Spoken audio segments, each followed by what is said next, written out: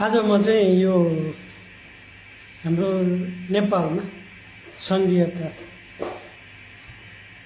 बारेमा चाहिँ केही भन्न खोज्दैछु। मैले बुझेको है, फेरि सबैले त्यही बुझ्नुपर्छ भन्ने कुरा हुन्न। मेरो बुझाइमा चाहिँ नेपालमा सङ्घीयता आफै नराम्रो कुरा चाहिँ होइन। आफैमा नराम्रो भने सङ्घीयता कदापि होइन, तर नेपालको परिवेशमा चाहिँ सङ्घीयता मेरो विचारमा सही हुँदैन। किनभने सङ्घीयताको मुद्दा सिर्फ मधेस आन्दोलनको कारणले उठ्या हो होइन।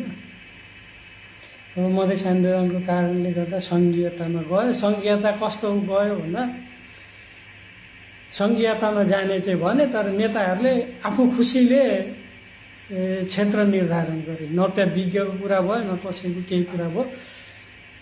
एक त्यो हो, त्यो सङ्घीयता सही छैन। दोस्रो, नेपाल जस्तो सानो देशमा सङ्घीयता अभाव भइसक्यो। विशेष गरी हाम्रा मधेसका जनताले बुझ्नु के पर्छ भने, हामी यो सङ्घीयतालाई खारेज गरौँ।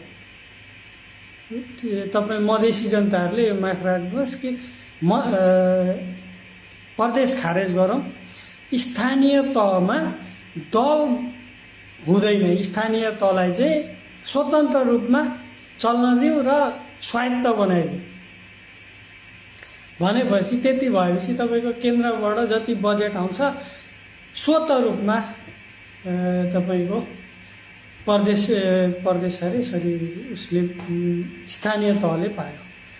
जो बजेट अहिले विनियोजन हुन्छ प्रदेशमा, त्यसको लगभग 50-60-70% त ती अरौटे भरौटे, ती दुनियाँ दिवाना मन्त्री के अरे सांसद दुनियाँ के हो तिनीहरूले खाएर सक्छन् भनेपछि अब यो सङ्घीयताको चाहिँ विरोध गर्नु।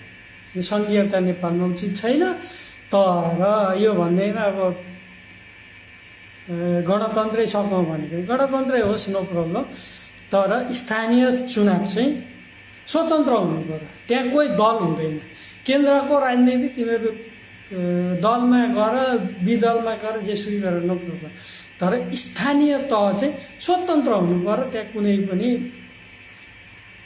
तपाईँको के भन्छ प्रतिनिधि, मतलब फलानु पार्टीको ढिस्काना पार्टीको भनेर चुनाव लड्न पाउँदैन। स्वतन्त्र, एकदम स्वतन्त्र भएपछि त्यो भनेको स्वायत्त भयो।